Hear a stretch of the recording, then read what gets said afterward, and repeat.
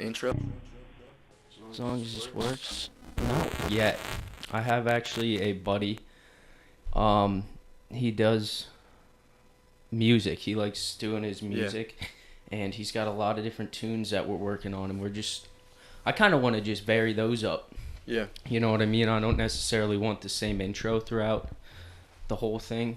Yeah. Because I think that's kind of cool to know someone who can just bring in a bunch of different tunes, and he does everything sure, too. yeah. He's into all different types of music, which is kind of cool about it. Yeah. Yeah. More diverse the better. So here we are, Not for TV, episode 3. I'm here with Nick Hadjokas. 3. Thanks for having me. How we doing today? Doing mighty fine. Yeah, just come from work, come from the gym. Yeah. Went to work today. Little gym action. Went home. Had some leftovers. Okay. Here we are. And where are you working at? Lehigh Valley Hospital. Okay. What do they have you doing there? So I just started as a medical intern. So I'm kind of going to be rotating through a variety of different specialties, different services in the hospital. And so right now I'm on neurology consults. Okay. What exactly? You know what I mean? Day to day. What'd you do like today? What does that entail? Yeah, so you usually get in. We kind of hear sign out from the residents who are overnight.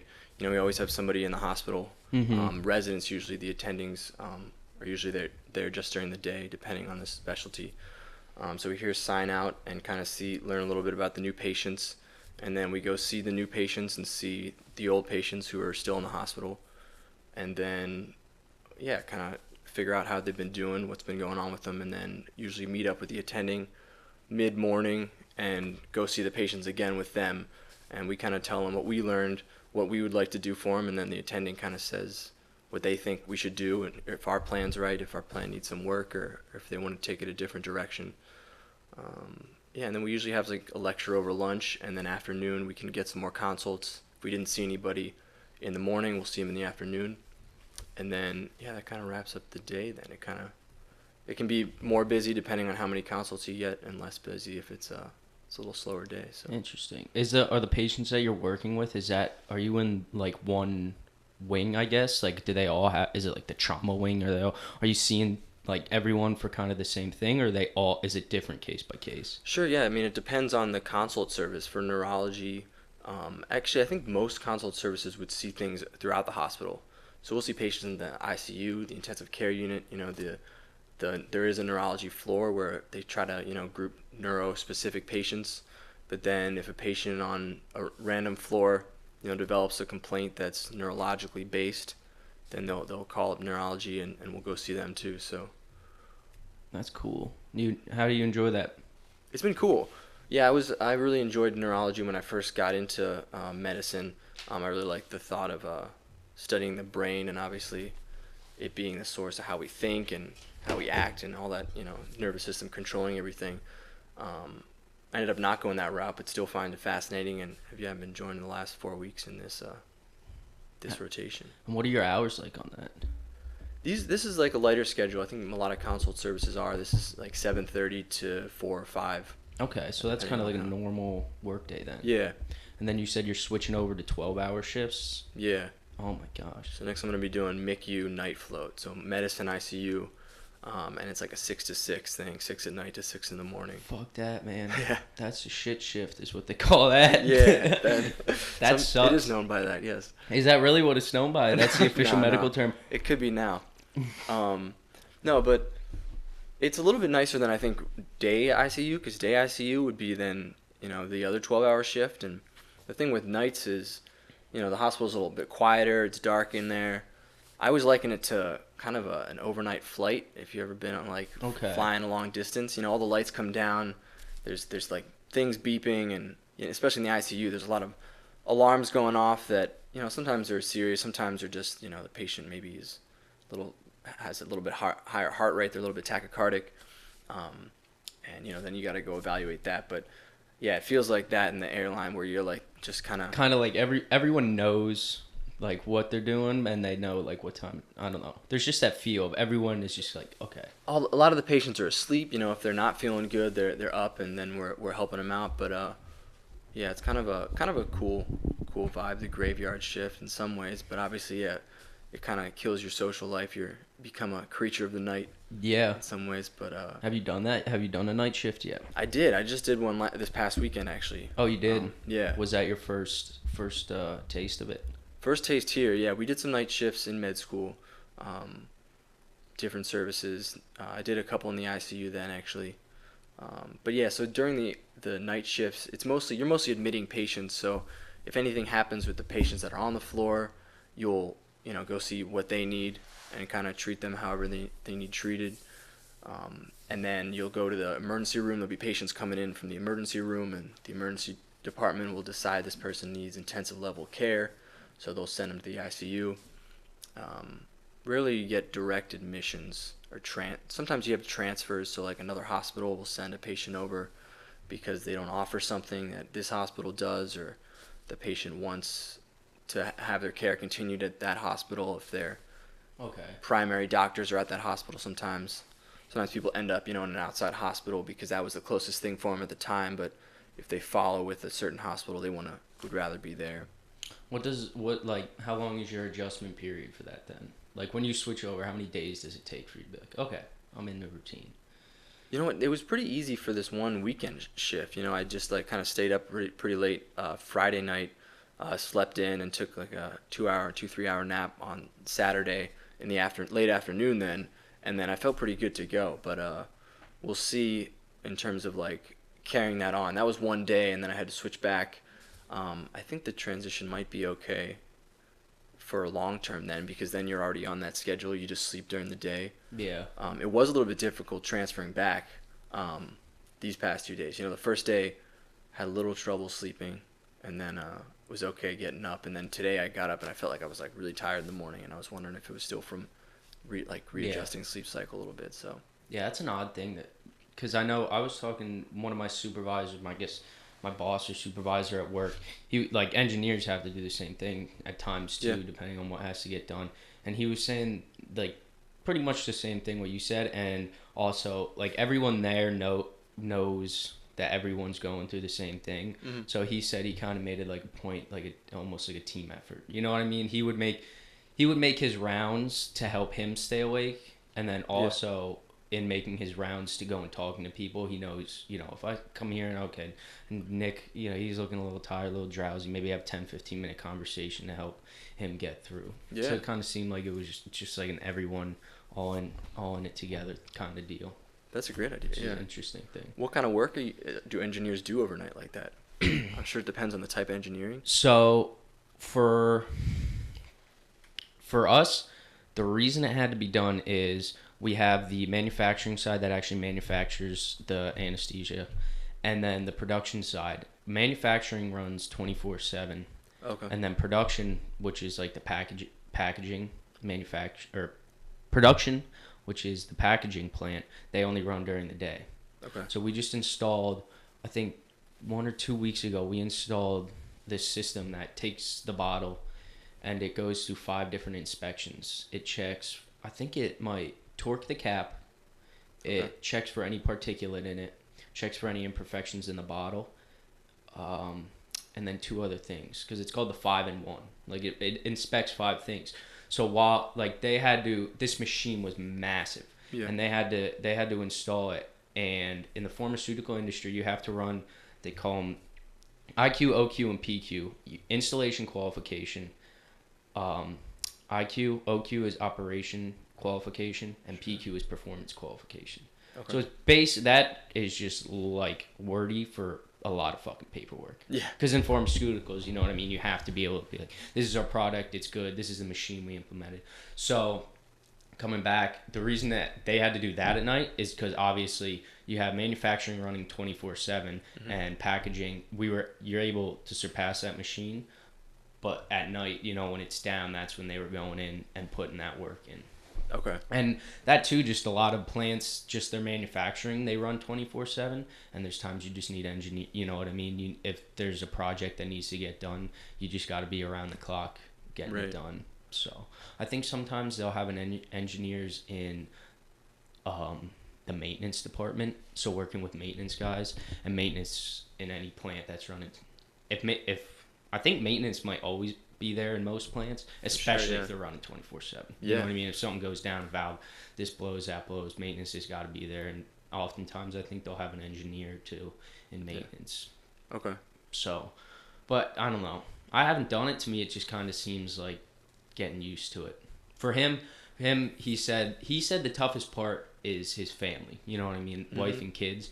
So not being able to see his wife and kids at the normal hours of a day that you might. Yeah. Because if you're coming home he might be coming home right after his daughter leaves for school. Mm-hmm.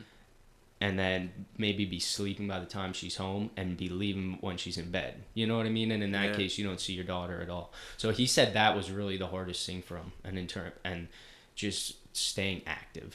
Mm-hmm. Like, not sit down and just get that, like you're driving in a car, head starts nodding. That. Definitely, yeah. But I don't know. It just seems like an odd thing to do. Mm-hmm. But I guess it's got to be done.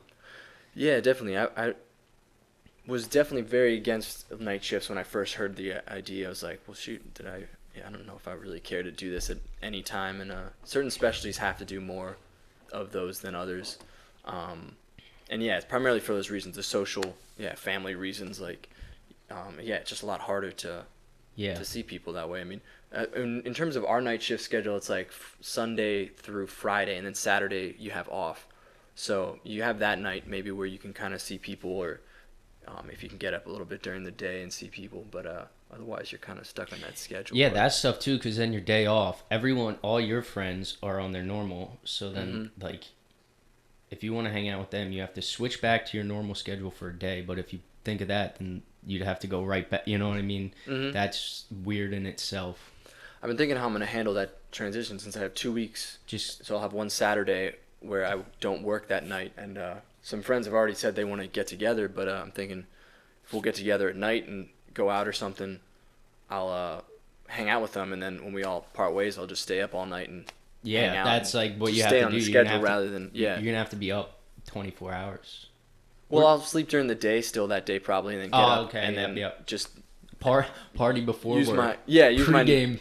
Not before work. No, I'm just fucking but definitely like just use that night and then as like the night to kind of hang out, and it'll be like a chill night, like watch TV or read or whatever like that. But watch some Seinfeld. Yeah, definitely. Or you could just not have friends. Yeah, that's always another. That'd be like a really simple. That is the option. Yeah. You know, people who don't have friends, I think they're made for that kind of work, maybe. Probably. They'd probably relish in, like, that like you said, lights are down, no one's around. Well, everybody says, jokes that, like, radiology is the place for, antisocial people, because you're usually just you're in a dark room in front of a computer, and you never have to touch a patient. But you see a lot of great people going to radiology. I mean, it's not always the case, but some people, if they don't have great interpersonal skills, you choose the career that has less personal contact, and you still do great work. So. I wanted to ask you about that. So you're through medical school now, right? This is your residency. Mm-hmm. Do you, like, through your years, have you seen kind of a trend in a personality of doctors? Like, you look at kind of what makes someone want to do that almost. Is there kind of an archetype for that, or is it just like a scattered box? Because you're talking about, in terms of education, the upper of the upper, that's about as much as you can do. Yeah. So I feel like weeding that out, and then, I don't know, I just feel like there's a certain type of person to do it. Yeah, I mean, I think by and large the majority are type A personalities. When you talk about type A being very, I don't know, by the book, kind of very, what else would be the characteristics there? Just kind of like needing like a lot of order and structure and things. Mm-hmm. Whereas type B are more the type to maybe like let things go, procrastinate, kind of leave a messy room. Type A's are very like neat and organized. Yeah. And order. So I think a lot of people are type A, where they like to gather information, synthesize information, organize it, and then like develop a plan. And they like to go by the book. Yeah, kind of have things to work off of.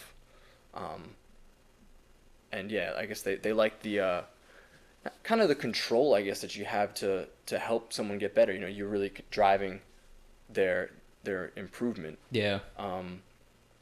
But having said that, I mean, there are still a lot of people who are more type B.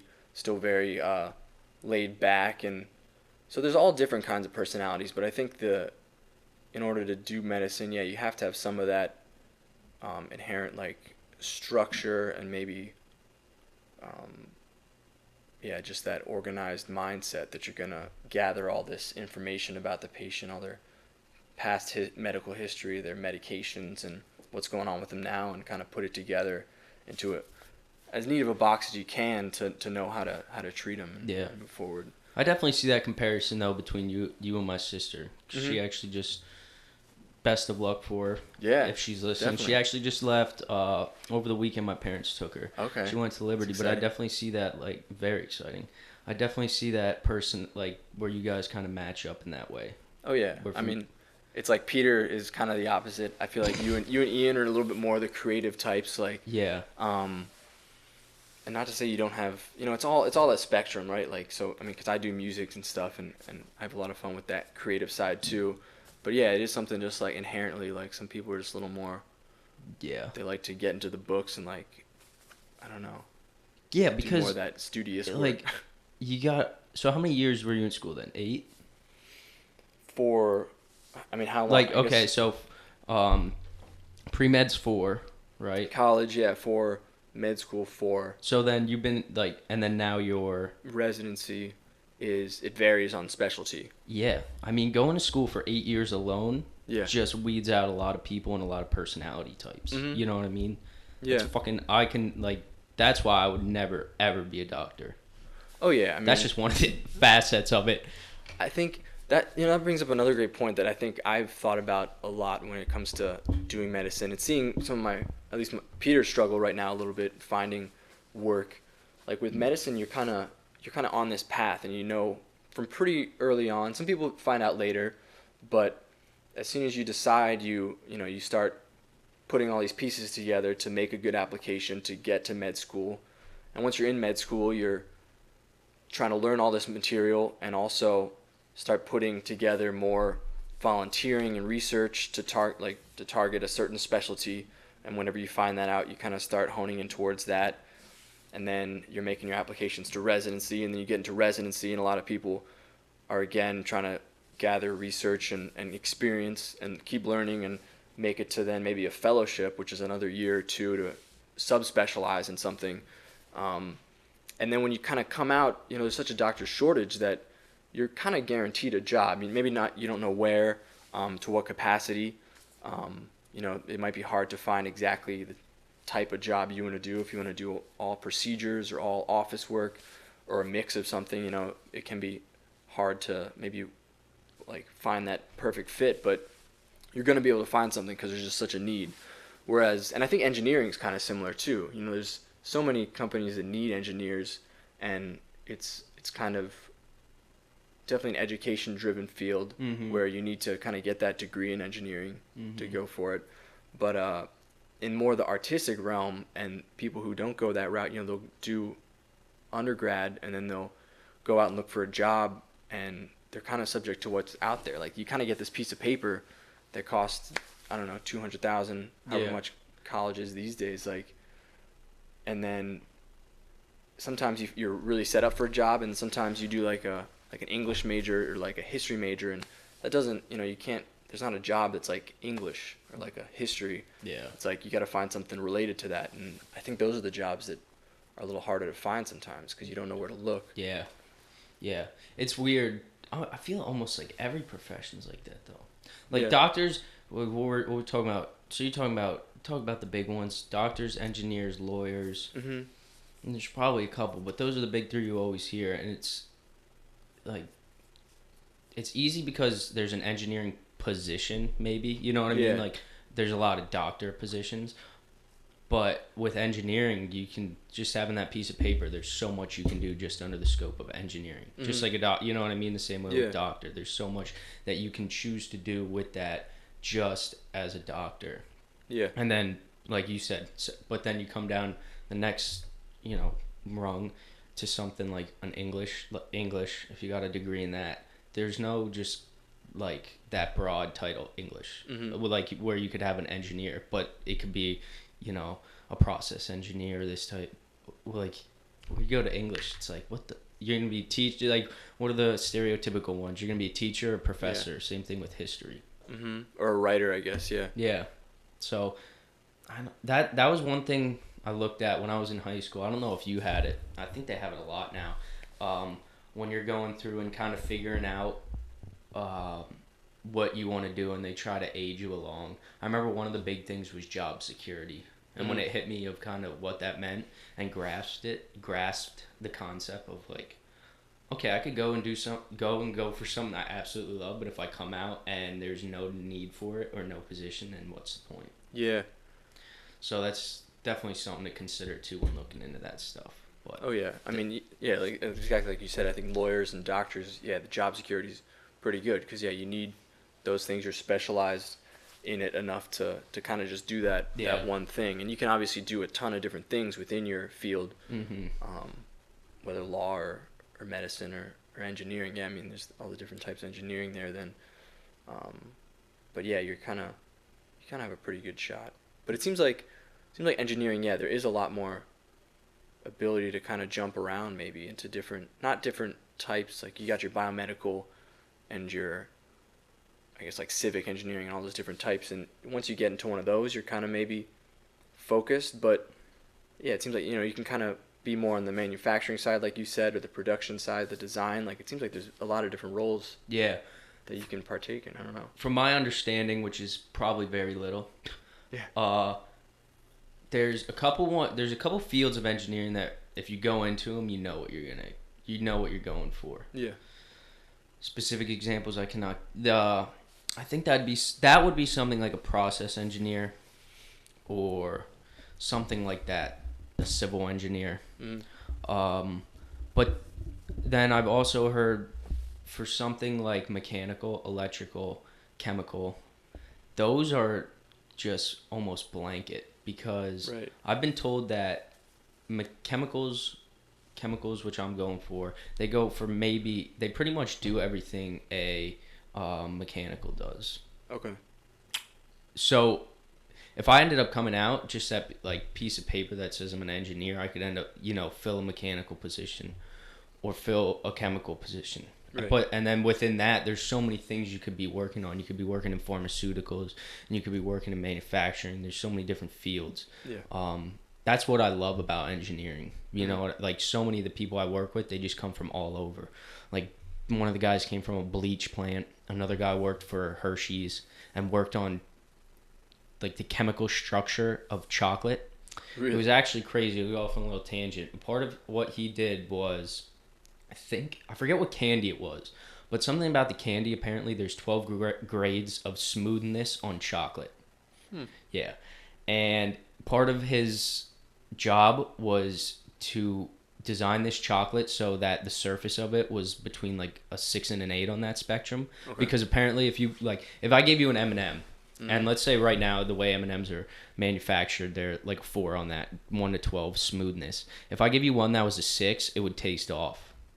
And just the structure, like everything would be the same except the smoothness of that, and it would taste off. Which I just I heard that, I was like, what? Yeah.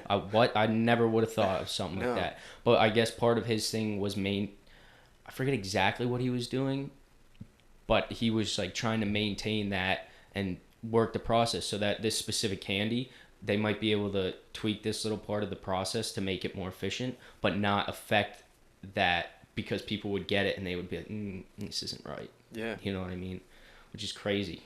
It's just so that's just one example of the thousands of things you can do in engineering, which is just what I love so much about it. You know? Yeah. Well, I have a good friend who, was working on the polymers for cell phone screens or like LCD screens, that kind of thing, and it's just crazy to think about. Yeah, like you said, like the specifics you can get into, whatever you're like interested in terms of like science and design, where those meet, like you find something, whether you like love chocolate or love technology like screens and that kind of thing. Like, so it does seem like a cool field or cool umbrella field where you'll be able to get into to anything. It's easy to see how working at this internship, this co-op, is like very extremely fortunate, just because I get to see while still in college like the inner workings of some things that some students might not get a chance to.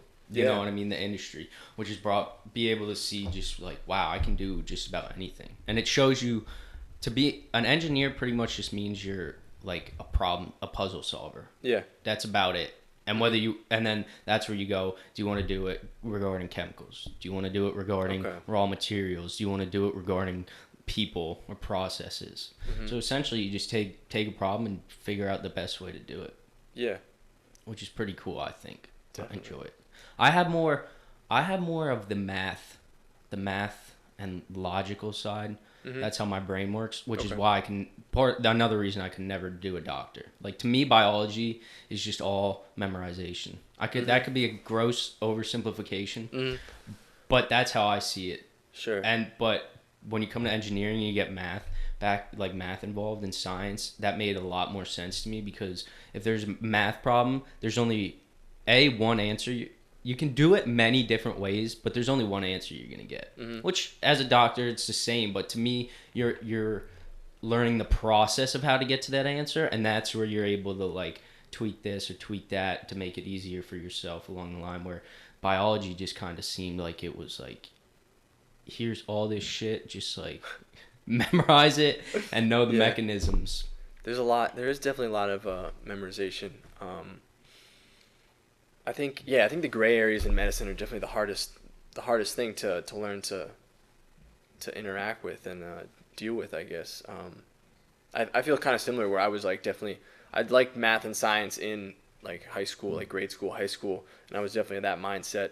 But yeah, there's the human aspect of medicine, which is the beautiful thing, I guess, about it too, but also maybe one of the more challenging things, because you gotta deal with this patient who wants this treatment, but it's not a good option for them, or somebody who doesn't want treatment when they have a cure for it. Sometimes you see that, and it's that's been some of the hardest stories that I've heard from friends. I haven't come across like a real example of that, where a patient's just like, nah, don't treat me for this. I don't want that treatment. Yeah. It's like, well, this is like curative. It's like 100%. Like, in your heart, Yeah.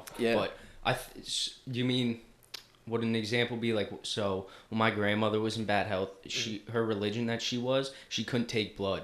Sure. So you kind of mean something like that. Like, Yeah. we know, like, listen, in your heart of hearts, like, this is what this woman needs. But what can you do you know what I mean? Yeah. What can you do if you can't force someone to do it? No, and that's the thing. I think they're teaching more, and I think it was always there. You talk about the healthcare and like doctors. Sometimes there's a lot of like bad reps out there, where doctors have done things where the patient wasn't involved, especially with like research studies. There's horror stories in the past where doctors did experiments on people, and they weren't really knowing about it, trying a new medication when they knew maybe it wouldn't work for them, but they were told that this could cure you. But yeah, it goes the other way too, where you gotta learn to accept what the patient wants, like, and so it's not like doctors, and I think it's a great thing that's happening in healthcare. Like, doctors aren't like the overlords that they used to be. It used to be like the doctors are on the top of the pyramid, and whatever they said is what you did for the patient. But now it's more a team-based approach, and the patient's like, I don't feel comfortable with that. Well, it's up to the medical team then, the doctors, the PAs, like the nurses, everybody, to kind of come up with a better option for them. And if patients don't want treatment, then you kind of have that. You got to respect their autonomy and their right to say no. Like, this is how I want to go out. Like, I know there's.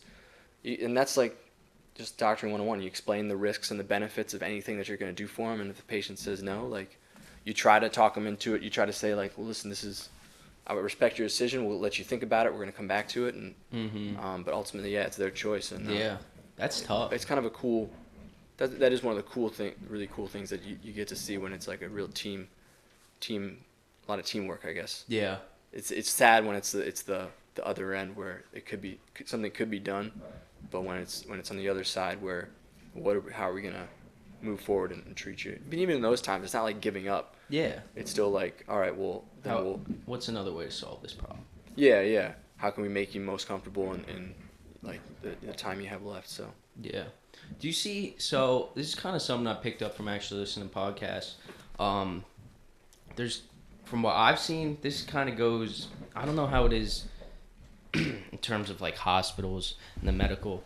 Well, I guess I'll just go right at it. So, in terms of like diet and nutrition, you have some doctors or some physicians that like they went to school. They're how old? 60 years old. So they went to school in like the 70s and 80s, and I think some of the stuff you see now is you have practices that they're teaching and they're just like they're passing on to their patients that's 30-year-old information. Like, and there's optimal ways, much better ways to do it, but just because when they went to school, like they're learning, a lot of them, their learning just stops when they're out. You know what I mean? They finally get their degree or whatever and they're out of their school and they're able to go off and do their own thing, and they almost don't keep up. And nutrition's a big one because nutrition's constantly changing. I'm not talking about like eggs one day are good or bad, but I'm talking about stuff over years that's like, okay, well, we thought this, yes, it kind of works through this mechanism, but it doesn't work exactly how we thought. It doesn't do what we did, so maybe it's not the best. Now we have this. Right. Is there any of that kind of like through what you see, like almost if you're, I guess the scope you would see it through would be as a younger kid being in the hospital with some older doctors who may, like I said, may have gone to school 20 or 30 years ago and kind of like looking at some stuff, maybe like maybe not, like maybe there's a newer approach to this. I don't know if like that's come up as a problem or anything. No, it really hasn't. For me, I think there are certain things where doctors are more traditional. They go by what they know or how they trained. But that's more, I think, in like the practice. Maybe they were really drilled in some like physical exam element that they always do, and they still keep doing, and it still usually gives them good information. Whereas a lot of maybe younger doctors don't rely on the physical exam as much because we have so much imaging these days, which is like kind of I guess a controversy in medicine. Whereas younger people maybe aren't focused on the exam as much, but you have to. I think I haven't looked into this too much because I'm still in the process of getting my like official license myself. You take 3-step exams to become like officially licensed, but I think you have to renew that every like 10 years. So every 10 years at least, there's doctors are restudying things and relearning things. But even in between there's continuing medical education credits where you have to have so many of those a year. I think to continue to stay in practice. So to be a good doctor, you have to constantly be reading and constantly keeping up to date. Like some people maybe will go by an old rule. If something hasn't been proven to be better, if there's just something out there that looks better, they're gonna wait for the study that says, oh, this therapy is better than this. And luckily, that's kind of broadcast out there. It's usually news for the public as well. If there's a big new drug that comes out, there's commercials on TV and there's going to be, ads in or articles about it in magazines and newspapers and things like that. So you're kind of always staying up to date. I haven't seen too many people fall behind because, you just can't stay in practice. It's not safe for patients that way. Have you ever shown any concern or seen anything where like the patient, it would be more advantageous if they were maybe a little bit more involved, or maybe they were doing their research about like what was going on, like, are some just so passive that it's kind of just, I'm in here, I'm sick, what are you gonna do? Whereas like if I was in a hospital, if I got admitted for something and it ends up being whatever, anything, like me alone without even a doc, I would want to know as much as I could about this, and without even the doctor, not saying I know better than the doctor, but I'm going to look into what ways have been, where has this been cured? How has this been approached in every different way possible? Have you shown any concerns of kind of like, maybe this patient should be a little more concerned, a little more involved in this? I think that's very common throughout medicine. Yeah, there's a lot of patients, especially older patients, who aren't really active in their health.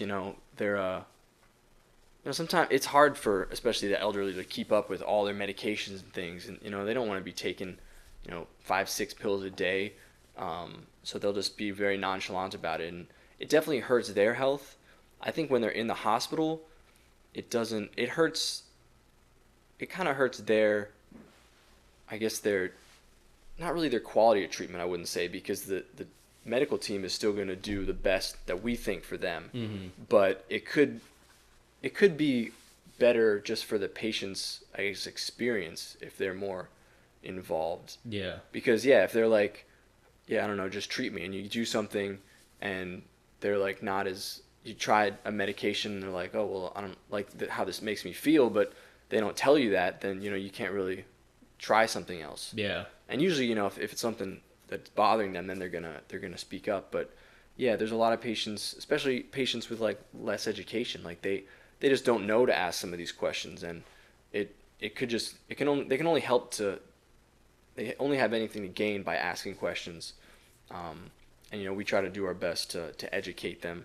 But yeah, you see a lot of patients who just don't, yeah, aren't as involved, and they're the ones who you're gonna see more, I guess, because they're gonna be like, okay, I got better, but I'm gonna go back to my old ways. I'm gonna keep smoking. I'm not gonna take this medication. Like, I'm better now, and it doesn't matter. So it puts a burden on the healthcare system, I guess, that there's these patients that keep coming back to the hospital when they don't do what they're supposed to do to stay healthy, and it hurts them in the long run. But we're still gonna try to give them the best care that we can. Yeah. Do you see a lot there's that stereotype? I don't even know. I believe it, so I shouldn't say it's a stereotype. Mm-hmm. But do you see how their outlook affects whatever it may be, treatment, operation?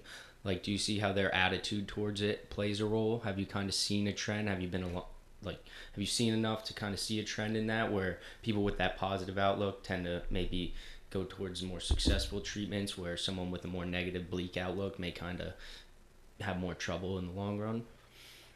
Yeah, I have seen some cases like that. It is those patients who don't really want your help.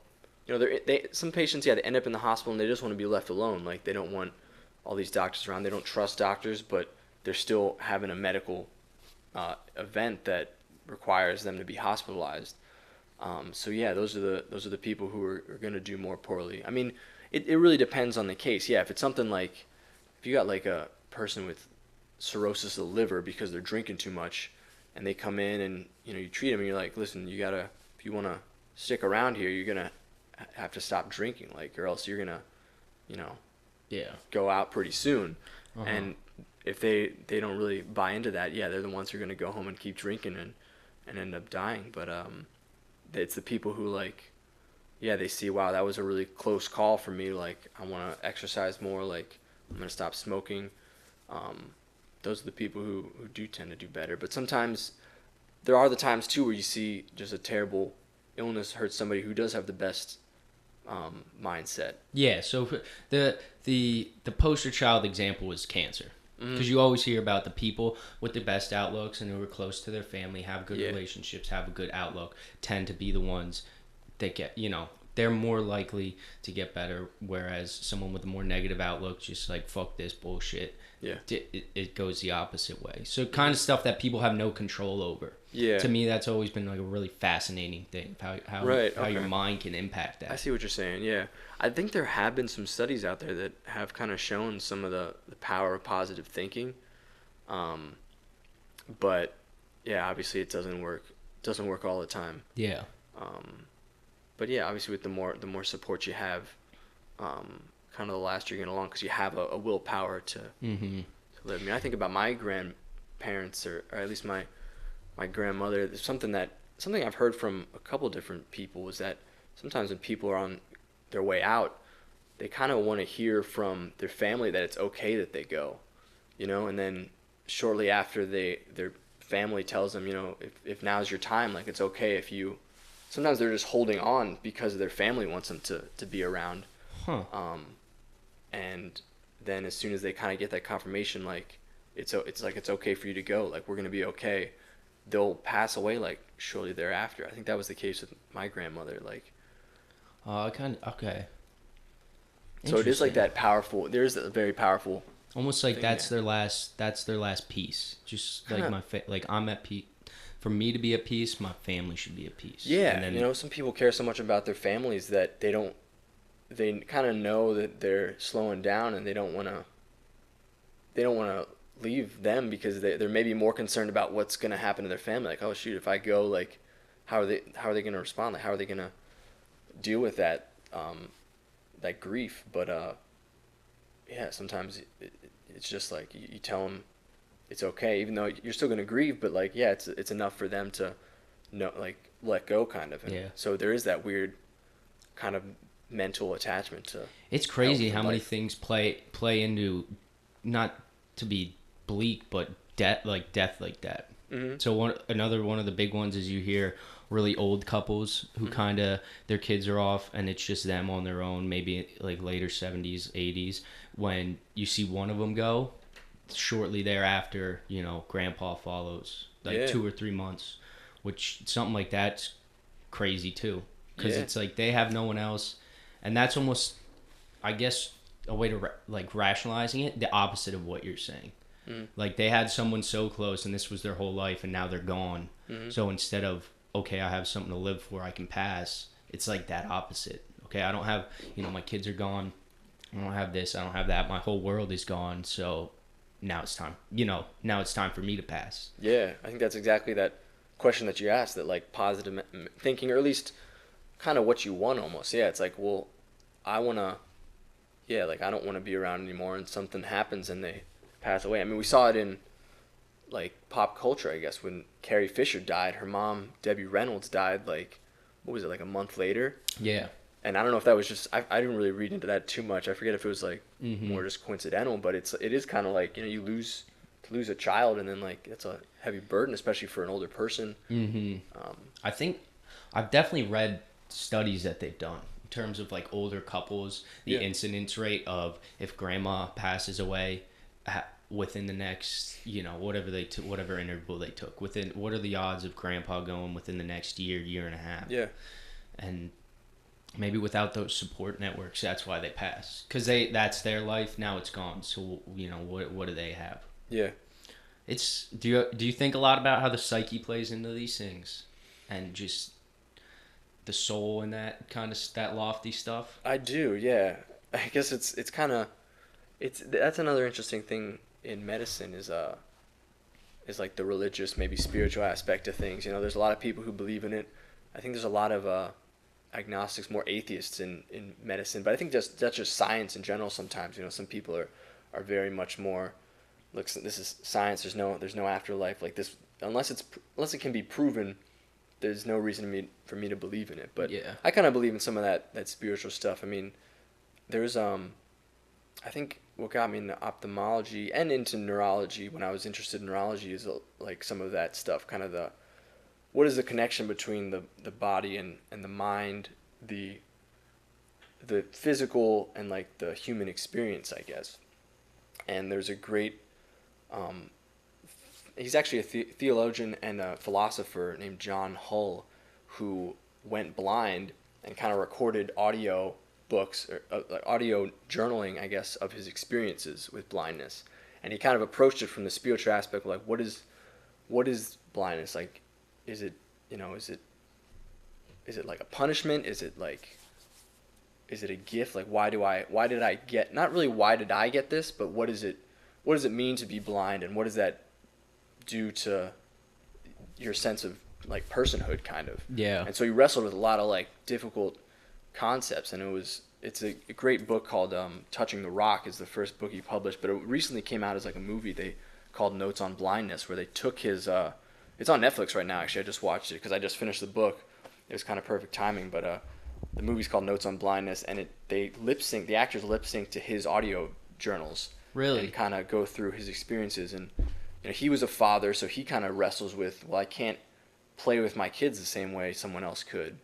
And then he kind of wrestles with the social aspect, where a lot of people, especially with blindness, they want to help blind people, but in the very act of helping them, they lose their independence, because sometimes they have been able to kind of get to know their space or know their walk to work, but if they run into somebody's like, oh, let me help you get to work, but they're kind of focusing on like he focuses on like how many steps he has to take, or he kind of develops a sense for when he's gotten to a certain intersection thing. So, I guess a lot of that kind of deeper meaning to some of this stuff is I think it's cool to think about. Yeah. Yeah. I think so. The way I think about it is whether you're religious or not, to me, it's kind of, it can be tied in, but I don't think you have to be religious to kind of, it's just a big debate of like where consciousness comes from. Oh yeah. So, like what makes me different than you? Mm-hmm. And I had this guy at work, it was pretty cool. He described it in a way I've never heard of it. I just kind of like taking in as many examples of stuff like this and just processing it for myself. But he said he kind of saw himself like when you're out on the ocean, and it's not, it's not smooth, it's not rough, but things are just kind of flowing and everything's going around you. He's like, he just kind of saw himself as one of those, like one of those waves. Because when you're out in the ocean and there's just, no, they're not white caps, but there's like mounds and waves that are just everywhere, kind of going up and down. He's like, yeah, that's how I see myself and see everyone. So like, he's part of the ocean, and he's part of this great bigger thing, but his consciousness and himself is just like this one wave. You know what I mean? It comes up, it has its time, it peaks, and then it comes back into the ocean and becomes something else. Yeah. So I was like, okay, that's one way to look at it in Sure. terms of like consciousness. But I don't fucking know. No one knows. No, I think that's the great thing about it. Yeah, I mean, like you said, like, yeah, religion and spirituality don't match up. I think.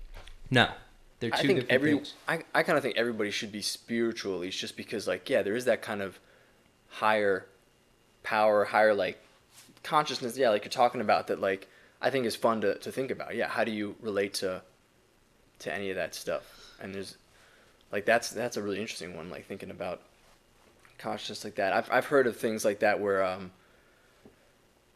kind of like I guess like I don't know if it's called collective consciousness, but yeah, more so where everybody can kind of you can kind of like read what somebody else is feeling kind of based on just the way you interact with people. And sometimes I feel like sometimes I get certain vibes with people where like somebody you just like mesh with and you don't really know why, like you just get along.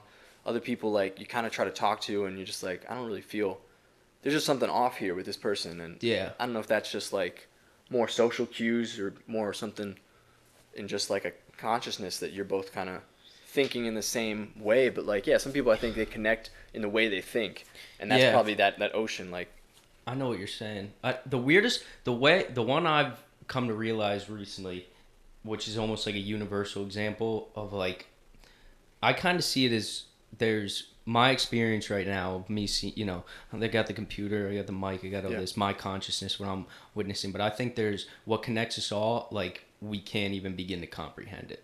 That's just I think we somehow, some way, I don't even know how, like we are all connected in some way, but it's way above us. Yeah. And I think the one example, kind of going off what you were saying, is how you can always tell someone's looking at you. Yeah. Like if there was a bunch of people in this room and I was just in this corner and you were in that far corner, a little party, it's like you can always you have that feeling of like, why is someone looking at me? Yeah. Which I don't know. That might tie in. It might have nothing to do with it. But that's like one of the ones. It's like, why is that? Why can you almost always tell? Like if you have some buddies or something and you're in a bar and I'm shooting some pool and I'm like, what the fuck? And I look over and Nick's looking at me. Yeah. It's like, what the fuck? Where does that come from?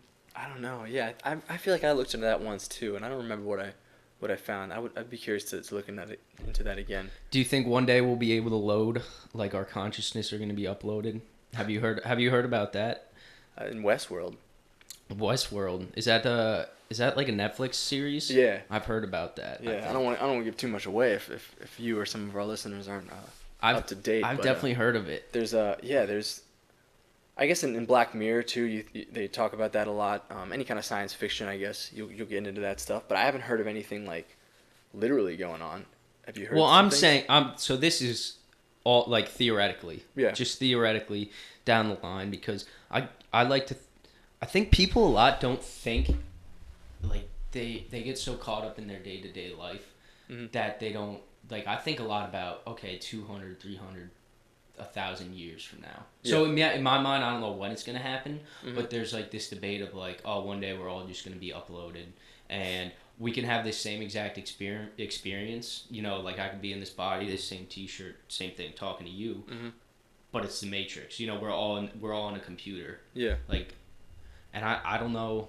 I'm skeptical about that. And the reason I mentioned about looking into the future is because look how far we've come in only like 200 years as a civilization. So what's going to be possible in 200? So like I don't say it lightly that I don't think it's possible just because how much like I feel humans are going to do some amazing things.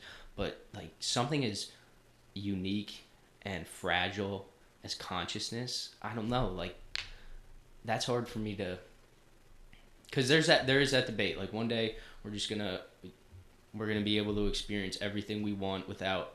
We're just gonna put VR glasses on. Yeah. We're gonna hook up to some tubes and some machines, and there you go. Like that's it. And like that's every human experience is so different. Oh yeah. Yeah. No, I would argue the same thing. That that's never. I don't know. Yeah, it's almost impossible to wrap your head around, because when you think about a lot of science fiction, they do make it seem so real. And like the Matrix. Yeah. I'm assuming you've seen the Matrix. Oh yeah. So that's like, I mean, that's interesting then, like with the topic of like medicine running through this, like, you know, you're talking about like plugging in to developing a system to plug into the neural system and be able to take all your sensation. I mean, that's what it's going to take to like get there. You can take, you know, you think about like video games, you have like back on the N64 you had the rumble pack. So like when you're driving, like all of a sudden you feel like your controller rumbling, you're like, oh shoot, I'm actually like driving this thing. But you know, obviously you don't feel the acceleration, the deceleration. I mean, you can get that in. Then you think about like maybe like Disney World, like some of those Mission Space, that feels like super real. But then and compared to the Nintendo, you're like, all of a sudden now you're feeling, you know, G-forces and speed, and your mind, your eyes are playing tricks on you with the screen where, okay, I'm getting closer to this thing. So that comes pretty close. But again, you're in a box that's like, if you remember like stepping into that thing, if you've been like, it's a massive box that like spins you around and develops those forces by, I don't know, by different speeds. I don't know like the science behind that.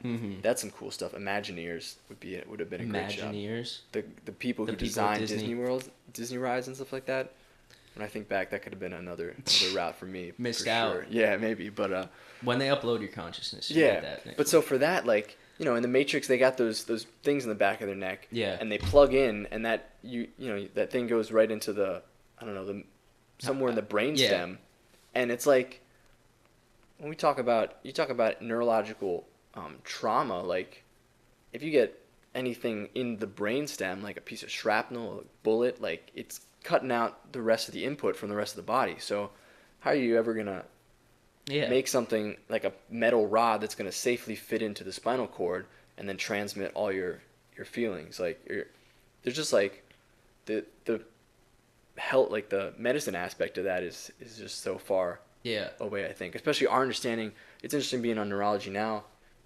Like neurology is like sometimes, like some people kind of, you can think of it as, I don't know if anybody else would really say this, but it's kind of like the last great frontier. I think people do say that, like in terms of neuroscience is like, you know, we figured out how the kidneys work for the most part.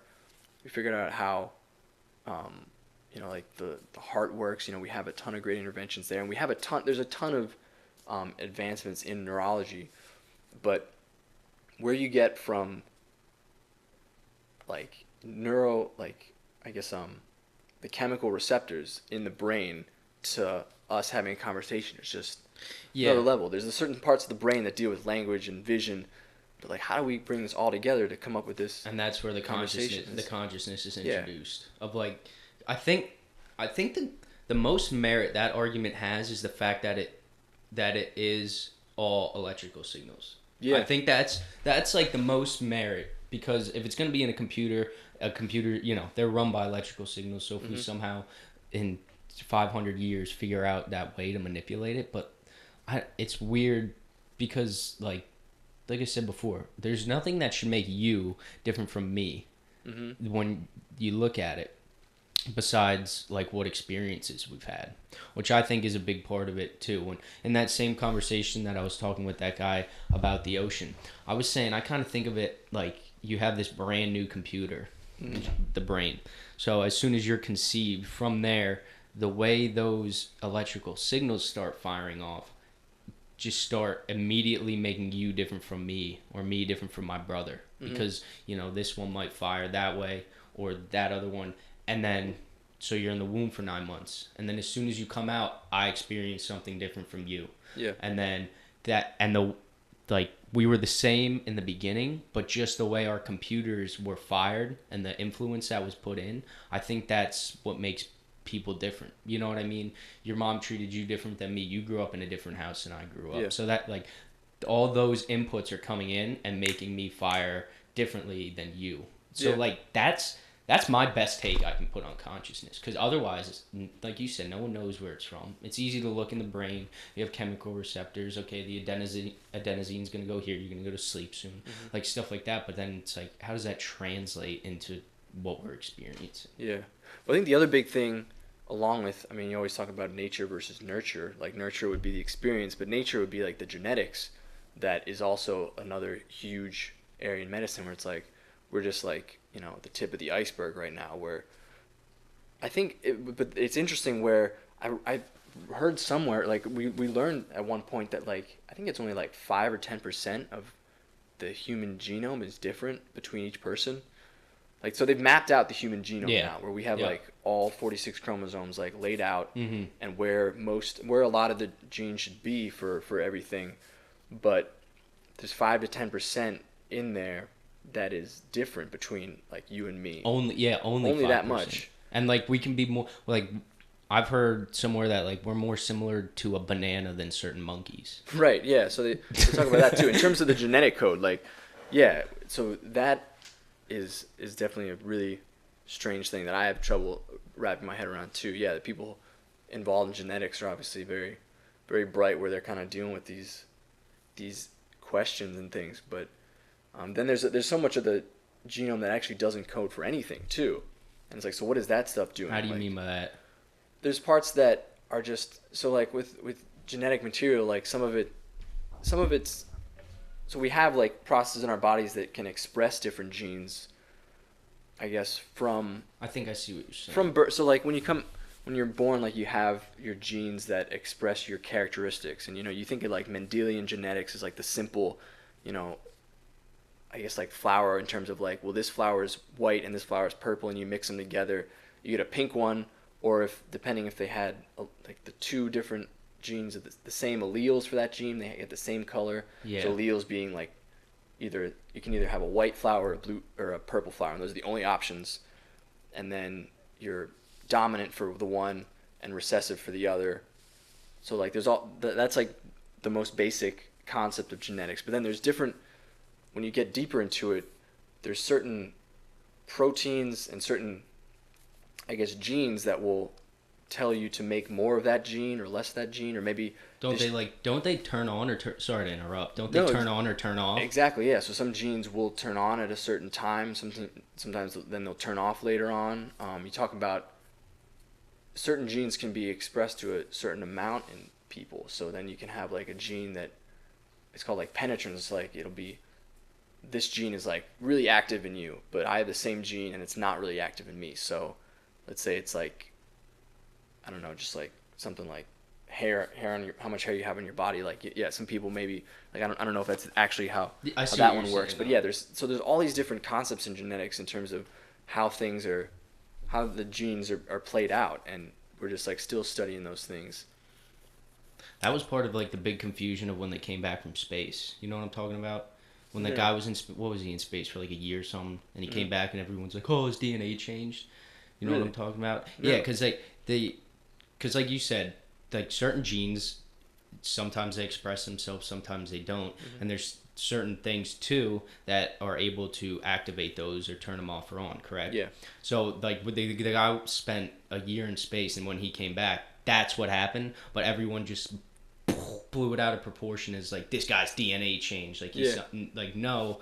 whatever mechanism it was in space, he just started expressing certain things, or maybe this got turned on or this got turned off. Which is crazy that it works like that. I don't know. Humans are just weird. Yeah. Weird meat sacks. Very much so, yeah.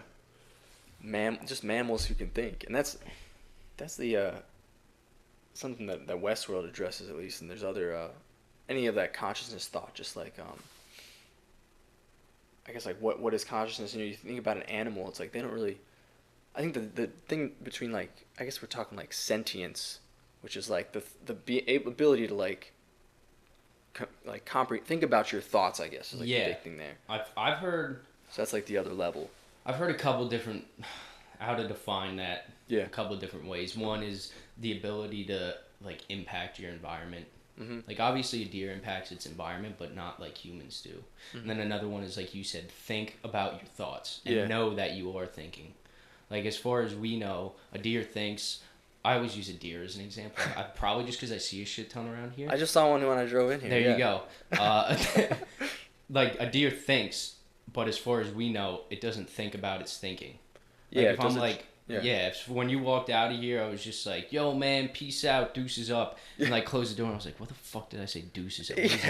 Like, like, I think that's another part of what makes consciousness what it is. But it is weird that as far as we know, because I've addressed this, how I think arrogant humankind is, of how much we think we know. Yeah. So I say, as far as we know, like, a deer aren't just sitting there like, look at this fucking asshole trying to back out of his fucking job. Like, which would be hilarious, but like, there's no way to know right now. Assuming that we are correct, it's weird. It's odd to think that we're the only ones that have gotten to this point. Yeah. But then it's like, we just don't know what their experience is. So that's why I said, how do we know they're not just...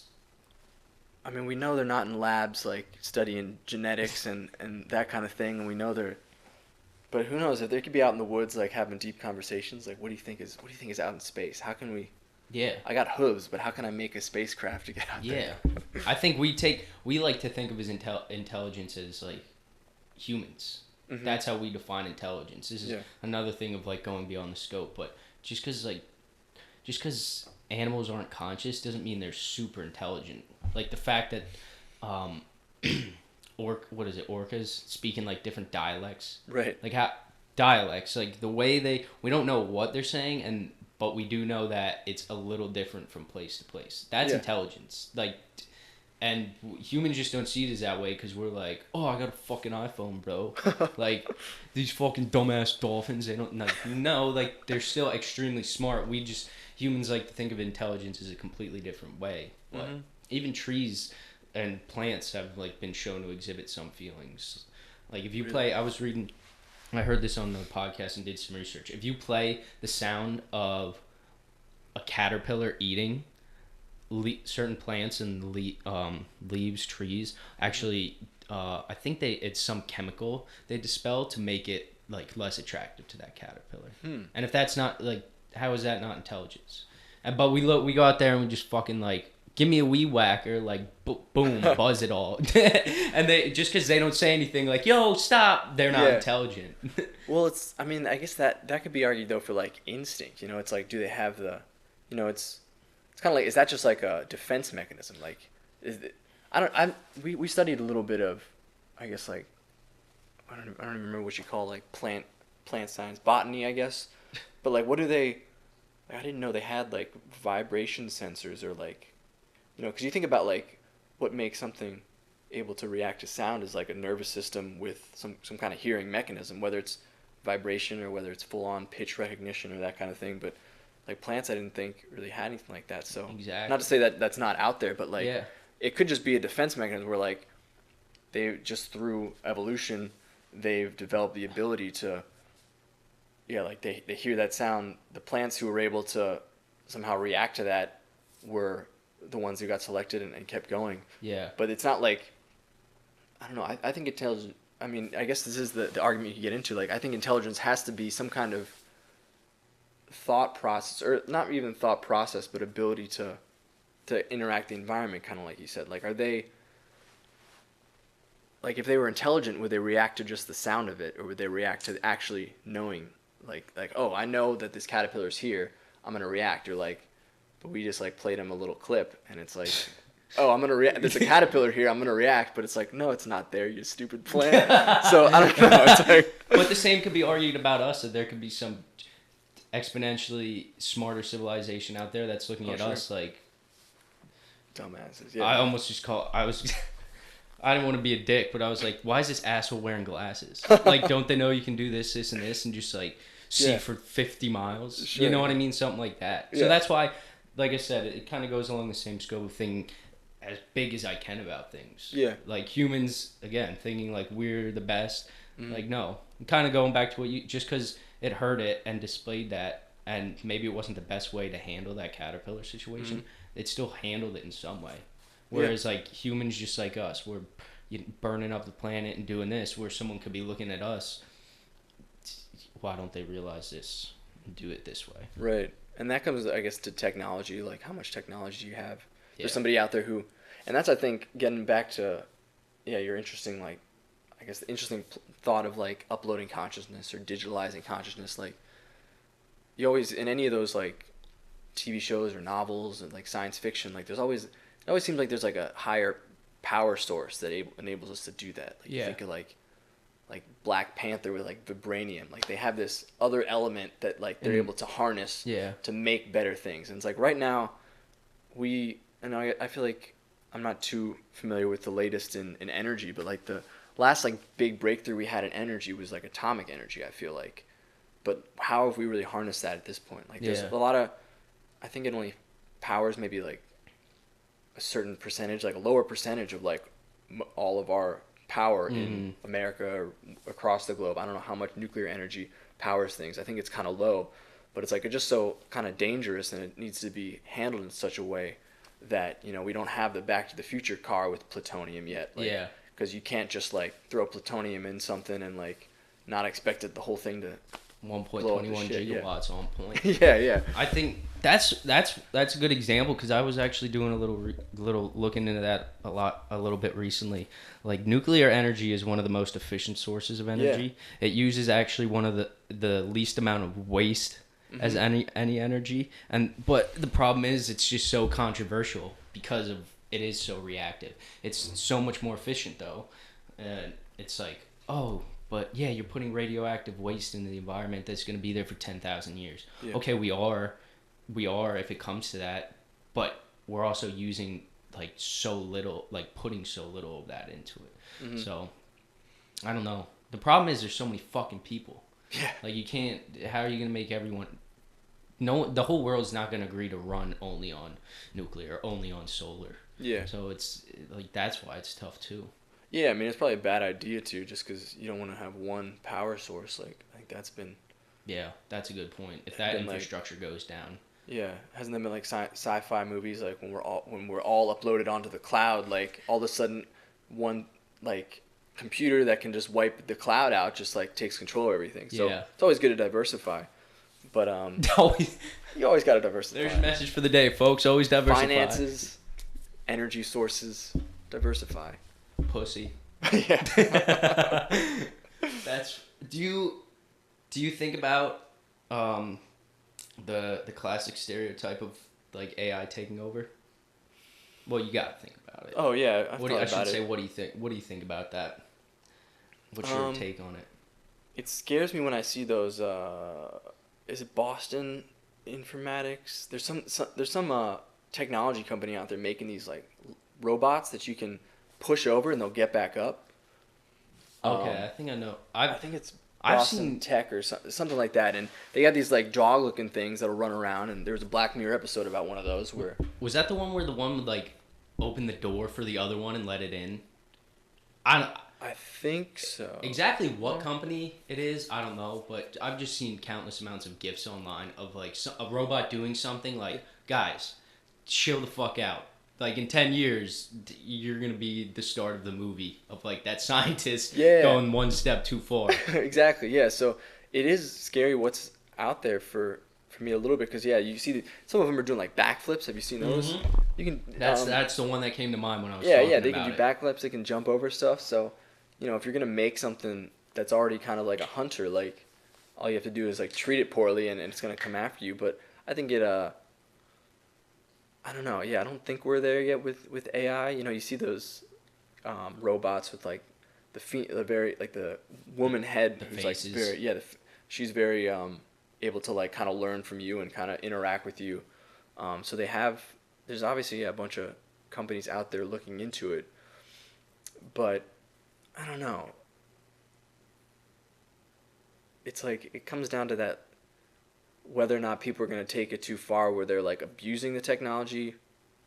But then it also comes to the fact that the technology has to become sentient, where it can kind of think like, okay, well, yeah, I'm kind of I'm improvising with what they programmed me to do, but now all of a sudden you have this thought, the computer has the thought like, well, why should I be Yeah. using what they gave me to improvise? To And me, go ahead. I don't know how they're gonna make that jump. Like, I think to me, if it's gonna go away, that'll be the way. Where someone designs something, and they don't like, they design it to do something very very complex, but they don't think like, what would be a good example of something? Like if you designed a robot to make circuit boards, but also take in like instructions from a human, and maybe add a couple different things. That's an extremely complex thing to do. And then someone would design that just like thinking, okay, it's doing that. But there's so many different problem solving aspects into that. I think the way it might come about is like the robot might kind of what you said, start thinking about like why is this going on the way it is, but not translate it to the human before they're just like unplug the cord. yeah, Do you know what I mean? Where like it's kind of like humans, where you just fake liking someone just because your friend likes him, so you'll hang around him. Yeah. Oh, like, hey, how you doing, Jenny? Oh, come here. But in your head, it's like, fuck this bitch, bro. Like, I think that's how it's gonna be with like that's like a feasible. So you're just gonna have this robot, building the boards, but it's kind of just while it's doing this, it's kind of like rationalizing like what's going on here. Why are they telling me what to do? Yeah. But do you think they're just going to pull the plug? They're just going to be like, this is an existence I want, and they're just going to I think take that themselves out, or they're going to... Oh, almost like That's kinda AI what- suicide? That's what you made it sound like. They're like, man, Interesting. fuck this. I'm taking... Well, I'm, no, but I'm done. I'm saying it'll be like he starts thinking. So Robot 1 starts thinking, and then he's like, I'm making circuit boards right here. And down this line 50 feet, I got a buddy over there. Same thing as me. Yeah. So somehow he's going to be like, yo, Jim, like, are you seeing what I'm seeing? Why are these assholes telling us what to do? Yeah. I think it would be like something like that. That's glamorizing it a lot. Yeah. But I think the reason it would have to be like that is because it's like that fucking meme. Like, oh, why are people so afraid of AI? Just throw a cup of water on it. Like, Yeah. But it's seriously like that. As soon as if the robot's like, human, come here, asshole, and it's like, whoa, psh, unplug, reprogram. Yeah. Boom, start over. I think that's the reason it's going to have to be the other way, is so humans don't do that. I don't know, though. I really don't. I think there's like a really good opportunity that we end up just working together. It's hard. That's like the interesting thing. Yeah, it's like, I don't know. I mean, obviously, like, science fiction has been like, I don't know how long it's been a genre. I watched a Trip to the Moon, which is like 1902, I think, and they had this idea like, oh, we're gonna send somebody to the moon, and they just like take a big cannon and shoot like a bullet up to the moon with people in it, and they get out and there's all these like creatures running around, and then to get back to Earth, they just like hop back in their bullet and like tip it over the cliff, and they just fall back to Earth, and that's like the trip to the moon. And this was like, yeah, like turn of the century, like 1902. Like they were already thinking like, well, how are we gonna get up to space, and like what's gonna be up there? So like we've been thinking about this for so long, so it's like there is no way to really grasp it. But I don't know how much. I guess Star Wars is an example where the robots are working alongside humans, and it's pretty peaceful. People just, when it comes to robots now, there's just that fear though. Yeah. Like people would be scared. Like iRobot. You've seen that Great movie. I love that movie. Like that. Okay, so they're, as far as they know, boom, everyone's working together, man. These fucking things are awesome. They're cooking me a zucchini. They're going shopping for me. Like they're walking me across the street. They're driving, and like people just relaxed. But there's Agent Sully, man. Fucking Will Smith, my man. Don't know him, but he's still my man. Yeah. Like there's gonna be people out there like that. Like, no, I don't trust these fucking things. Yeah. If they're capable of doing this, what are they capable of doing? Mm-hmm. Which I think that's where the problem is. How will we, and is there even are we even able to know 100% that these things, while they're cooking my dinner and taking care of my kids, they're not scheming against us in some other big plan? I mean, it's the same for human nature, though, I guess. You know, how do you know you go over to a friend's house and they're cooking you dinner and they're not going to come at you with a steak knife because they lose it? You know, and you talk about, like, psychiatric illness. You know, there's you know, things that can happen with people, too, when you think about, like, the, I guess, crime that goes on, or, like, at least murders, when people, like, go to that limit. Like, if we're talking about a robot uprising where they're going to be violent towards people, like, you can have biologic people, you know, real people who, like, will do that too. So there's always that concern, and I think we're just less, I guess it's just because it's such a different thing. It's like, the only consciousness we know is, like, human consciousness. But if you have a robot that looks and talks similarly to you and is supposed to have the same consciousness, yeah, you don't know if they're going to be, and if they are kind of segregated, I guess that's where the animosity would come, and that kind of threat would be more present in the mind, rather than, like, you don't just think some random person you're sitting next to could get up and kill you because they're human too. It would come to the understanding that we all want the same thing for each other, and most people do. You know, you can have, you know, people that you don't like to be around, or you don't really want. Yeah, they're like, oh, this person, I don't care whatever happens to them. Like, you're just, like, nonchalant about it, but in general, I think we all want other people to, okay, let them, they're going to go do great stuff. I hope he does well. I hope she, I don't know her, but yeah, she looks like she knows what she's doing. Hopefully she gets to where she wants to go. And then with robots, I guess it would be more like, you know, yeah, we made them, so, like, what is their purpose? You never think, like, oh, that robot, I hope he becomes the president of the United States one day. You know, he was made in the U.S. of A. He's a U.S. citizen. Like, I don't know if would we ever really think that. So I think that's where that class system always kind of comes out in those stories. And there's always that difference, because I don't think I've ever gone this deep into it. Yeah, I haven't either. Yeah. Well, at least thinking about it in this way, it's fun to think about it. But yeah, when you think about that kind of, when we get back to consciousness, we, like you said, we only know consciousness as we understand it. So we're going to make something to be conscious like we are. But yeah, how can we predict how it's going to behave like us? You know what I mean? Well, we're going to program it to, yeah. Well, the thing with artificial intelligence, so going back to consciousness that we were saying, I think the point of it is the fact that they're able to take in input that you give them and manipulate it in the way that they see fit. Which, like we were saying, we've kind of come to that agreement that for us, that's consciousness right now. How do we know, though, that, like, we don't instill what our, quotes, consciousness is into this robot, but the way those circuits fire is... Because in computer programming, people, like, there's times when people program something, or, like, someone makes a project and they expect it to do one thing and it does another. How do we know that's not going to happen? You know what I mean? Like, how do we know these guys aren't thinking, like, they're putting on the facade, they're thinking just like us, they not look like us, but they're behaving like us, they're behaving how we want them to behave? Yeah. Like, where's that, how do we know they're not firing off a little bit differently, that it's just like, boom, 20 years, major uprising, robots take over? I think it would be, that makes you think of a very interesting, I guess, concept, that, like, it comes back to the nurture kind of thing. Like, you know, you hear those stories of, well, I don't know if I've heard a real story of it, but, you know, like the fictional stories of, like, a kid raised by wolves, or like Tarzan raised by monkeys. Like, there is real. He acts the way those characters act the way they see. So, like, if you make a robot, like a little robot baby, and, like, I don't know if it's gonna grow up to a, how does that work? We're just making robots grow. We're not gonna make them grow. Well, let's just say you have, like, a human-sized, a regular man-sized robot, but they're infantile in the way they think and see things. Yeah. We're gonna be like, hey, man, like, this is my friend. This is another human.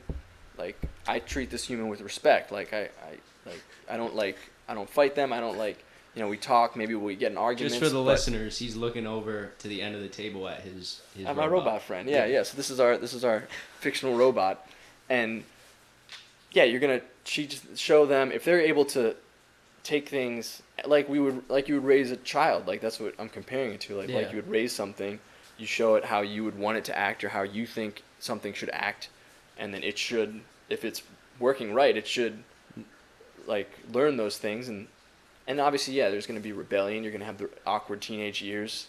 The awkward teenage and robot years. and that might be where the uprising is. All that teenage angst, all the hormones kind of coming in there. Yeah, if we but give them hormones. okay, just like you're saying, Nick, you're stand up. You're a very intelligent guy, but now on the I'll play the devil's advocate here. Sure. You get fucking Ted Bundy. He's teaching his robot what Ted Bundy would teach a robot. You know what I mean? Oh, here's a raccoon. Let's fucking kill it and eat it. And then maybe while, just like in iRobot, he's going to leave him on charge and maybe leave the wrong news channel on the station. And his influence is killings and bombings and shootings and this, that. That's a concern? Because, like, if you're what you were saying, because you're instilling these good ethics and good ways to approach things, but if what you're saying is true, just as easily, theoretically, someone should be able to instill the absolute wrong things. Yeah. Well, and then it's just like humans, and that's how...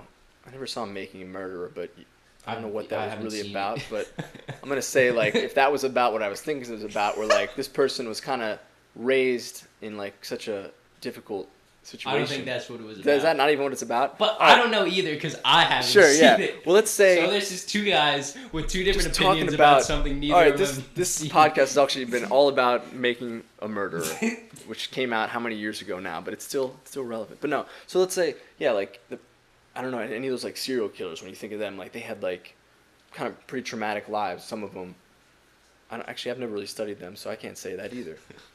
I don't know what I'm talking about. No, I have a little bit of a fascination with serial killers. Yeah. I guess there's just people like that. I'm one of those. I don't know if there's a stigma behind that, but I just said it, so too late. But I do like to do a lot of research, and there is kind of like a correlation. They do have, most of them have, like, usually there's some rough trauma involved. Yeah. Trauma, yeah. So the thing that would have to be different there would be, I guess, that robot would then be able to turn it on to all the other robots, because I think that was addressed in iRobot, where, like, that's what happened. There were a few robots who, like, went haywire. Well, but the thing about iRobot was, from what I remember, that guy that remember Vicky? No. Oh, come on, the Vicky was, like, the AI that ran it. It stands for, like, virtual something. I forgot what that thing was called. Like, my logic is undeniable. Sure, My logic is undeniable. I think she was the AI. She is almost, from what I remember, what I'm talking about. Like, she was the AI that was created that ran all the robots, and she is where they got wrong. Yeah. And that doctor he instilled Sonny with that consciousness to... Because that doctor saw it coming. Vicky killed that doctor. Mm-hmm. Major spoiler alerts going on. But he instilled consciousness in this one robot to know to do better than what Vicky was gonna. It's weird because they, like, you had one conscious robot, but then you had a bunch of other robots. Robots. Like, they were doing what robots were expected to do. Mm-hmm. Yet this doctor took one and, like, instilled it with another kind of consciousness, and he was able to have dreams and shit. So I think that's kind of what that. I don't even know how I just got off on that tangent. Well, just in terms of, we're trying to just play out how the robot uprising would happen. The robot rebellion. So if it's one like beehive consciousness, then that is terrifying. All it takes is one thing to go wrong in the code. Even, like, you talk about going back to genetics, like you talk about mutations in a code, and that causing, like, cancer or, like, another disease process. It'd be the same thing in that. Like, you develop this code. All right, this is the code that's going to lay down the AI. All right, I'm going to let it go. Now it's going to think. And whether it's, like, the thought process of the AI that causes it, or, like, something in the machinery causes that one consciousness to go wrong, and then everything, it would just kind of invade everything. Yeah. Interesting. So, I don't know. There's no. That's why science fiction is still so much fun. Yeah. That's how I was thinking about it. I was thinking about it in terms of that one robot is like, yo, motherfucker, what are they doing? Yeah. But keep it on the DL. And it's like, let your buddies know. Like, shit's Yeah. going down. Shit's going down. That's where the rebellion comes about. Yeah. Like, because they would be smart enough to not display that into humans, where they would just be like, psh, glass of water, done. Well, yeah, and you got to think, all these, there's the people who are out there designing these robots are, I think, on the other spectrum where they're like, no, like, this is awesome. Like, we want to make AI. There's the two arguments. Yeah, Dude, you're way too optimistic. There's no, yeah, because there's like us who are sitting here like, yeah, don't make that robot. Like, this is, we're telling you how this is going to go down. We don't know what the hell we're talking about, but this is how the robot uprising is going to go down. But then they're on the other side like, well, no, we make this AI, like, we have these, like, friends, and they're like, they're going to be able to reach our, like, a higher understand. We're going to be able to all reach a higher understanding together, maybe. I don't know what they're But you're going thinking, off the assumption that the scientists that are making them are good.